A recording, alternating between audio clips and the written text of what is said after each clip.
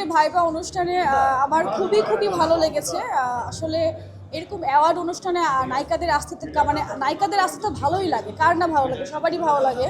কারণ অ্যাওয়ার্ড জিনিসটা আমাদের অ্যাক্টিংটা আরও মানে অ্যাক্টিং করার জায়গাটা আরও বাড়িয়ে দেয়। যে আমরা যখন কোনো মুভি করি, নাটক করি, কোনো বিজ্ঞাপনের কাজ করি, যেটাই করি না কেন মিডিয়া রিলেটেড, সেখান থেকে যদি আমাদের অ্যাওয়ার্ড দেওয়া হয়, আপনারা যদি অ্যাওয়ার্ডের আয়োজন রাখেন, কোনো নায়িকাকে কিংবা অভিনেত্রীকে অভিনেতাকে অ্যাওয়ার্ড দেন, তখন আরও আমাদের অভিনয় করার জায়গাটা আরও মানে বেড়ে যায়, আরও বেশি করে খুব ভালো করে মনোযোগ দিয়ে অভিনয়টা করতে ইচ্ছে করে। আসলে আসলে মিডিয়া পার্সন বললেও দোষ, না বললেও দোষ। তারপরেও আমার কাছে মনে হয়েছে, যেহেতু কিং খান বলে কথা, কিং খানকে তো সরাসরি বলতে পারবো না সামনাসামনি, হবে কি না আই ডোন্ট নো, কারণ তার সাথে আমার কখনো কাজ হয় নাই।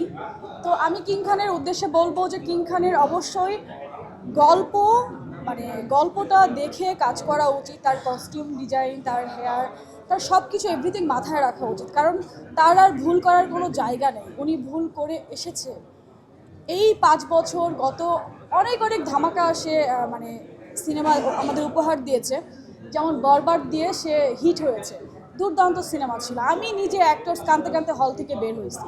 আসলে দেখেন, আমি আপনাকে বলি, যখন মানুষ একবার ভুল করে, দুইবার ভুল করে, 3বার ভুল করে, আসলে আমি মনে করি পুরো সিনেমাটাই ভুল দিয়ে ভুল। পছন্দ করতে চুজ করতে ভুল করে সেটা বলি নাই, আপনি মানে বুঝতে ভুল করেছেন। আমি বলছি তার বুঝে শুনে গল্প বুঝে শুনে তার কাজ করা উচিত।